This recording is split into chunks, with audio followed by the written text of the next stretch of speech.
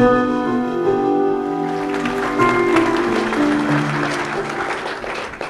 morning. Kind of put on the spot today, but it's an honor to stand before you all today.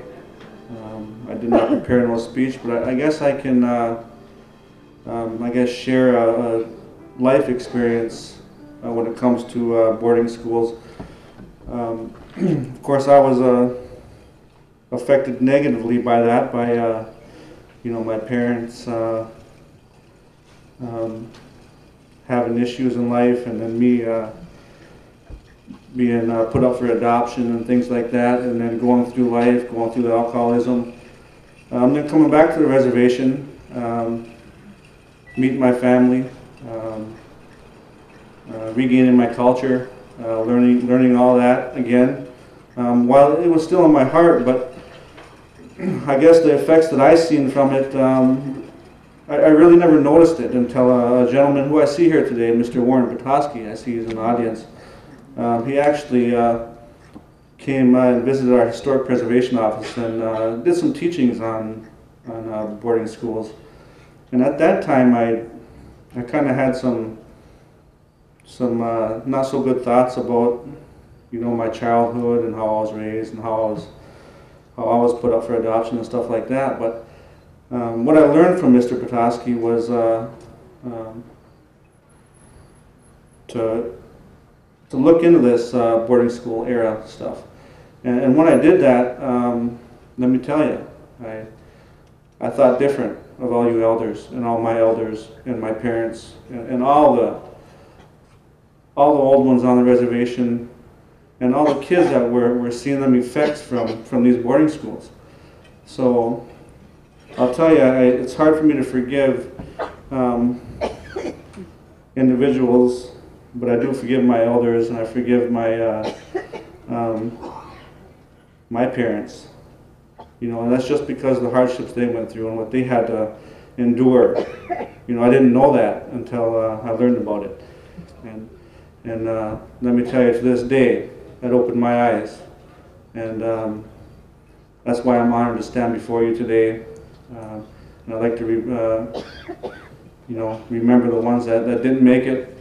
But I feel that all Native individuals were affected by these boarding schools.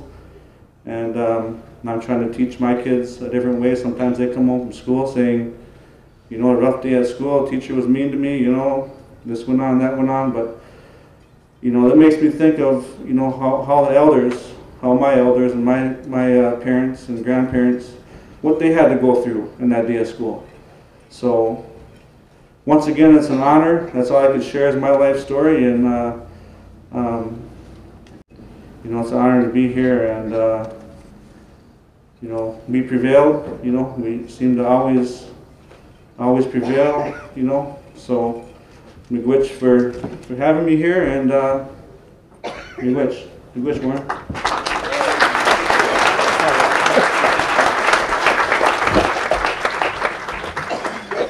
I want to acknowledge D.K. Sprague, the chief of Gun Lake Tribe. He was part of the honor guard that came in today.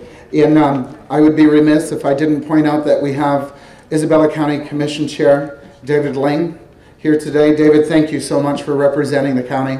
We massively appreciate that. At this time, if there are any other tribal leaders or community leaders that would like to come up to the podium and share their thoughts, or if they have something they would like to say, now's your chance. We had planned on having Maria Hinton here. She's 102 yesterday. She attended the boarding school when she was in her teens, early teens. Her and her brother were brought here by her aunt, who was a matron here, and she didn't have much social life here because her aunt took her to her house after school and on weekends and had her do beadwork. And she found out later that her aunt had a store in Detroit selling Indian stuff anyway. She sends her regrets that she's not here. She had planned on it, but her birthday was yesterday, and her family had a big do for her, and she was doing okay, but she still was a little tired, I guess. Anyway, my mother attended here too, and I'm really pleased to see all this remembrance from families that have stories. After we interviewed Maria Hinton, we went up to Watersmeet and met some of the tribal members there and people that were still there from the meeting, elders meeting. Anyway, the boarding school is not only here but other places like Holy Childhood. There's so many damaging things that were done to our people, and we just have to pray and hope that they will be able to go through that or live their lives without too much remembrance of that. Thank you.